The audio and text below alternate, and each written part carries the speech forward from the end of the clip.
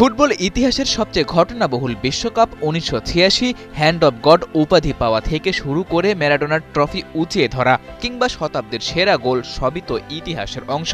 তবে সেই গল্প তৈরির আগে কোয়ার্টার ফাইনালের মঞ্চে আর্জেন্টিনা খেলেছে নকল জার্সি পরে। শিরোপা উদযাপনের আনন্দে ঢাকা পড়া সেই গল্পটা নতুন বিশ্বকাপ উন্মাদনার আগে আরও একবার মনে করা যাক।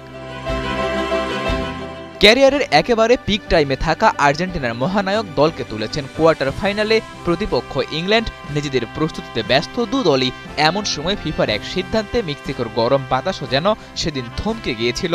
ইংল্যান্ড সাদা জার্সি পরার কারণে আর্জেন্টিনাকে পরতে হবে গাঢ় রঙের বিকল্প জার্সি। কিন্তু আর্জেন্টিনার সেকেন্ড কিট এতটাই মোটা সুতি কাপড়ের ছিল যা পরে মেক্সিকোর তীব্র রোদে খেলা একরকম অসম্ভব।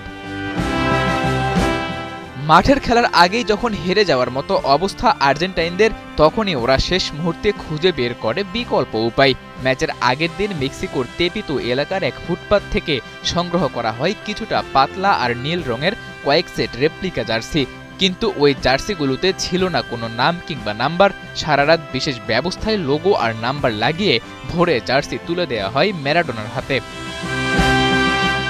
এরপরের গল্পটা তো সবারই জানা। ফুটপাত থেকে সংগ্রহ করা সেই নকল জার্সি পরেই ইংল্যান্ডকে ২-১ হারিয়ে সেমিফাইনালে ওঠে আর্জেন্টিনা। আর ওই জার্সিতেই জন্ম নেয় হ্যান্ড অব গড গোল ও শতাব্দীর সেরা গোল। নীল রঙের ওই জার্সিগুলো আর কখনোই ব্যবহার হয়নি। পরবর্তীতে আরও কত রকমের জার্সি তো পরেছে আর্জেন্টিনা দল, কিন্তু ম্যারাডোনার গায়ে ওঠা সেই রেপ্লিকা জার্সি আজও তার স্থান ধরে রেখেছে ইতিহাসের বইয়ে। এ কারণেই তো ম্যারাডোনার গায়ে ওঠা সেই রেপ্লিকা জার্সি পরবর্তীতে বিক্রি হয়েছিল রেকর্ড $৯৩ লাখ।